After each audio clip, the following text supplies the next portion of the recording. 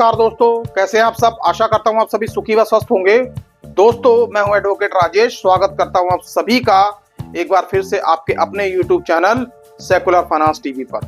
दोस्तों, आज हम बात करेंगे प्रेफर लोन कंपनी के ऊपर।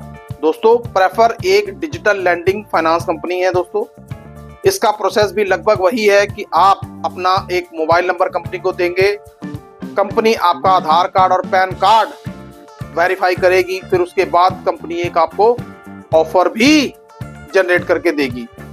ऑफर जनरेट हो जाने के बाद फिर कंपनी आपसे आपका बैंक स्टेटमेंट और आपके रेफरेंसेस भी मांगेगी। दोस्तों, सारी सेटिस्फेक्शन हो जाने के बाद फिर यदि कंपनी को लगता है कि आपको पैसा आपके अकाउंट में डालना चाहिए तो कंपनी पैसा आपके अकाउंट में डाल देती है। दोस्तों, यहाँ पर एक बात बहुत ही महत्वपूर्ण है कि प्रेफर लोन कंपनी का सारा काम क्रेडिट विद्या नाम की एक थर्ड पार्टी कंपनी देखती है। दोस्तों, वेरिफिकेशन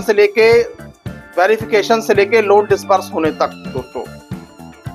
दोस्तों, और एक बात महत्वपूर्ण ये भी है कि प्रेफर कंपनी के जो कस्टमर है दोस्तों, वो और कंपनीज की तुलना में काफी कम है दोस्तों, क्योंकि प्रेफर कंपनी बहुत ही सिलेक्टेड कस्टमर्स को लोन देती है। दोस्तों, इनका वेरिफिकेशन का सिस्टम है और कंपनियों से थोड़ा सा ज्यादा है। दोस्तों, खैर, ये तो थी प्रेफर कंपनी की तरफ से दिए गए लोन का प्रोसेस के बारे में। दोस्तों, यदि आपका क्रेडिट स्कोर सही भी है, सारे प्रोसेसेस आपके सही भी हैं, तो ये जरूरी नहीं कि ये कंपनी आपको लोन दे ही दे।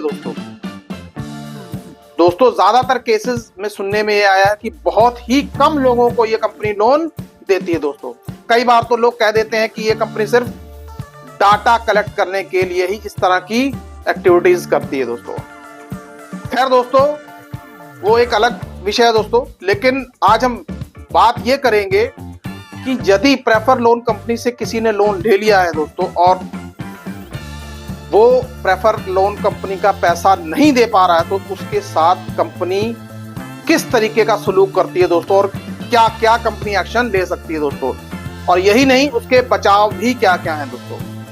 दोस्तों, सबसे पहले तो बात यह है कि जैसे ही कंपनी की तरफ से आपको लोन डिस्बर्स कर दिया जाता है और ड्यू डेट आने लग जाती है, ड्यू डेट आने से पहले ही आपको 4-5 दिन पहले ही कंपनी आपको रिमाइंड करना शुरू करवा देती है कि आप अपनी EMI पे करिए, मैसेजेस भेजते हैं, व्हाट्सएप मैसेज भेजते हैं, कई बार तो फोन कॉल्स भी आते हैं दोस्तों। लेकिन दोस्तों, असली खेल शुरू होता है तब जब आपकी डेट निकल जाती है। दोस्तों, ड्यू डेट निकल जाती है। ड्यू डेट निकलने के 1-2 दिन तक भी कई बार ये कुछ नहीं कहते, लेकिन जैसे जैसे समय बीतता जाता है दोस्तों, फिर इन कंपनी के लोन रिकवरी एजेंटों की भाषा ही बदल जाती है। दोस्तों, ये बोरोवर से इस तरीके से बात करते हैं जैसे कि बोरोवर ने पता नहीं कौन सा क्राइम कर दिया। दोस्तों, पहले तो बोरोवर को दिन रात फोन, इतने फोन कॉल्स के आदमी इनके फोन कॉल सुन के ही परेशान हो जाता है। दोस्तों, कई बार तो इनके रिकवरी एजेंट्स फोन पर इतना ज्यादा धमका देते हैं दोस्तों, इतना ज्यादा अभद्र बोल देते हैं कि कई बार कमजोर दिल वाला इंसान तो बहुत ही नेगेटिव थॉट्स में चला जाता है। दोस्तों, कई बार ना उसका दिन का चैन और रात के सुकून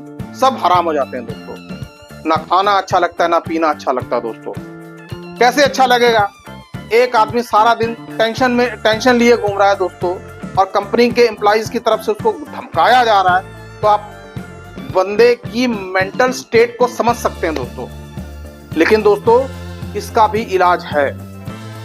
दोस्तों, आप कंपनी से 1 बार 2 बार बात करके देखिए। कंपनी आपको अगर यदि टाइम देती है तो वेल एंड गुड, आप टाइम अपने हिसाब से मांगे कि आप कंपनी का पैसा कब दे सकते हैं। दोस्तों, उस हिसाब से कंपनी से टाइम की रिक्वेस्ट कीजिए। यदि कंपनी आपको टाइम नहीं देती तो आप फिर इन कंपनी की कॉल्स को उठाना बंद कर दीजिए दोस्तों, क्योंकि इनके नंबर स्पैम नंबर ही ट्रीट किए जाते हैं दोस्तों, क्योंकि अलग अलग नंबर से कॉल आएगी, सारी कॉल्स कंप्यूटराइज्ड होंगी, और दोस्तों इंसान परेशानी हो जाता है। तो बेहतर ये है कि आप इनकी फोन कॉल्स को उठाना ही बंद कर दीजिए दोस्तों, या जहां तक हो सके तो ब्लॉक कर दीजिए।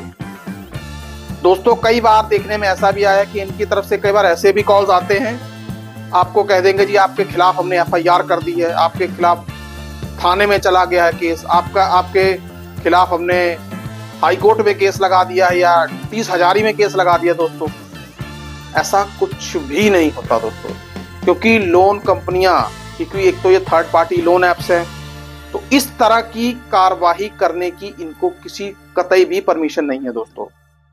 दोस्तों यहाँ पर एक बात गौर करने वाली ये भी होगी कि आरबीआई से यदि लाइसेंस्ड एनबीएफसी है तो ही वो कंपनी फर्दर प्रोसेस करेगी, जैसे सेक्शन 25 में केस लगा देना या आर्बिट्रेशन का समन भेज देना। दोस्तों खैर दोस्तों इस पे मैं थोड़ा सा आगे चर्चा करूंगा, लेकिन अभी फिलहाल हम ये करेंगे कि हमें आगे करना क्या चाहिए। दोस्तों फिर आपको कॉल्स ये आएंगी कि जी मैं पुलिस स्टेशन से बोल रहा हूँ, आइए ये करिए वो करिए। दोस्तों ऐसा कुछ नहीं होता। पुलिस स्टेशन की बात एकदम नकली और फर्जी है दोस्तों, क्योंकि दोस्तों पुलिस लोन रिकवरी में किसी तरीके से पार्टिसिपेट नहीं करती दोस्तों, और वो भी अनसिक्योर्ड लोन के मामले में दोस्तों। और दोस्तों फिर आपसे ये बात करेंगे कि हमने हाई कोर्ट में केस डाल दिया है या 30,000 में केस डाल दिया। दोस्तों ये रिकवरी एजेंट्स जो होते हैं इनको तो एलएलबी का मतलब भी नहीं पता, तो ये हाई कोर्ट कहां तक कैसे पहुंच जाएंगे। दोस्तों ये सिर्फ आपको डराते हैं दोस्तों, और आपको बिल्कुल भी डरना नहीं है दोस्तों। आप अपना काम जैसे करते आ रहे हैं करते रहिए।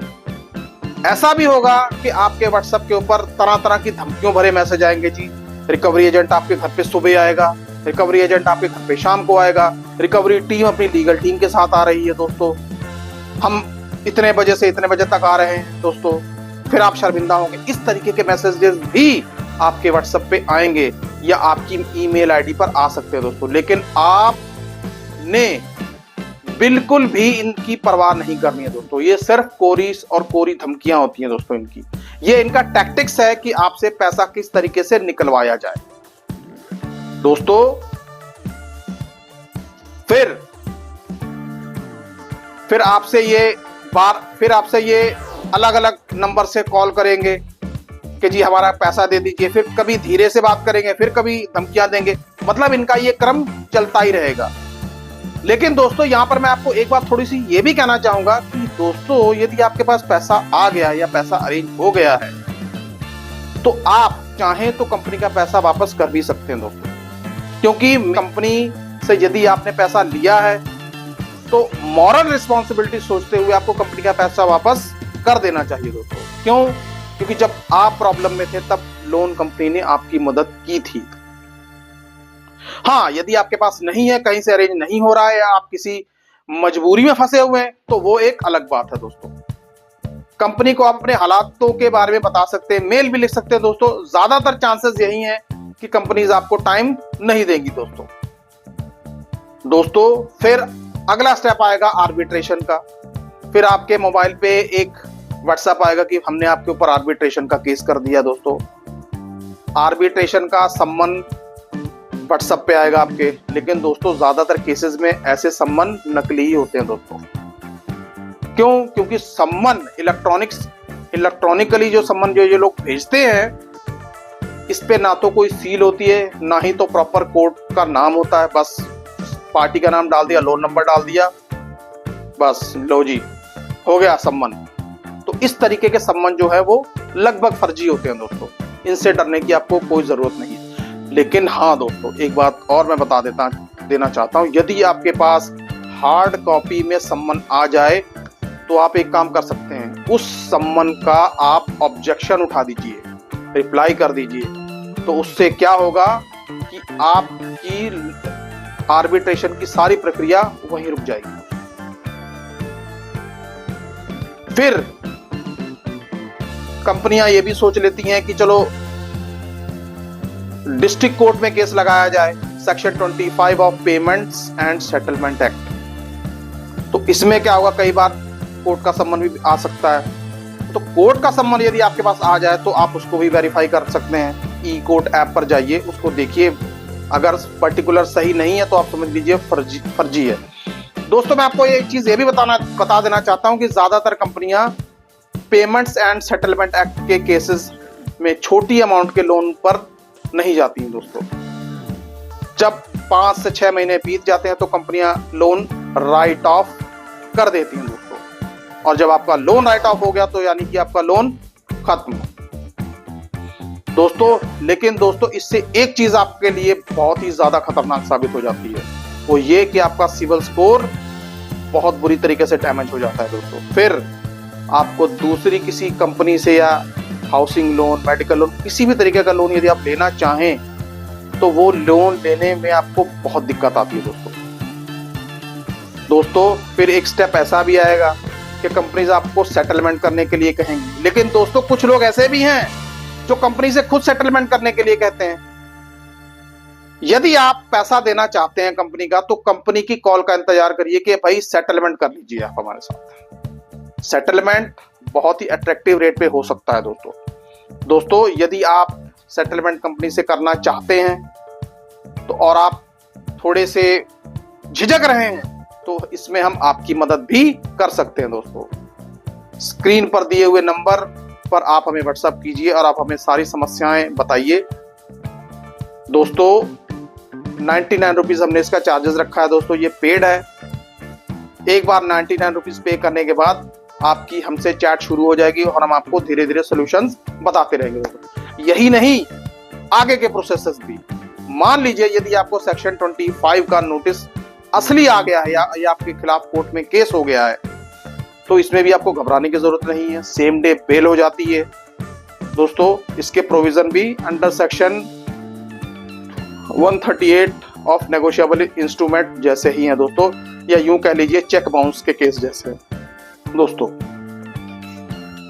दोस्तों जो ये कंपनियां करती हैं, ये कंपनियां ऐसे केस करती हैं, इनको बोलते हैं ईसीएस बाउंस दोस्तों। आपको इन केसेस से घबराना नहीं।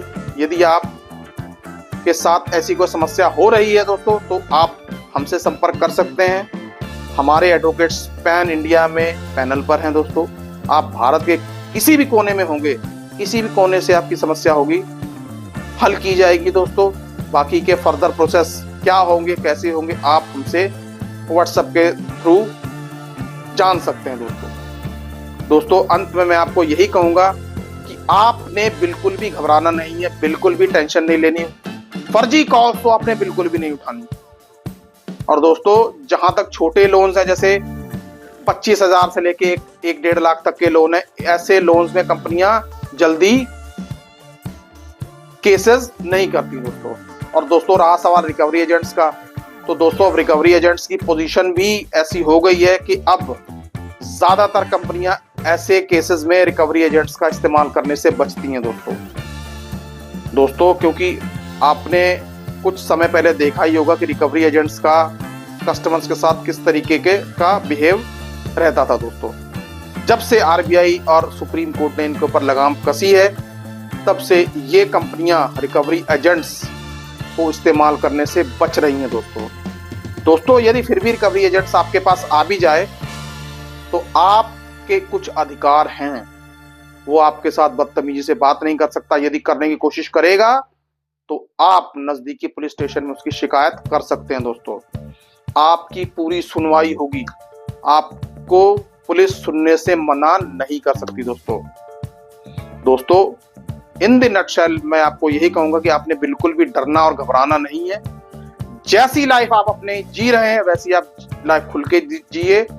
और एक इंपॉर्टेंट बात, यदि आपके पास पैसा आ गया है तो कंपनी का पैसा वापस कर सकते हैं दोस्तों।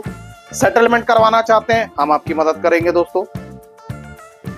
और हो सके तो इस वीडियो को ज्यादा से ज्यादा शेयर करें, ज्यादा से ज्यादा लोगों तक पहुंचाएं ताकि और लोगों की भी मदद हो सके दोस्तों।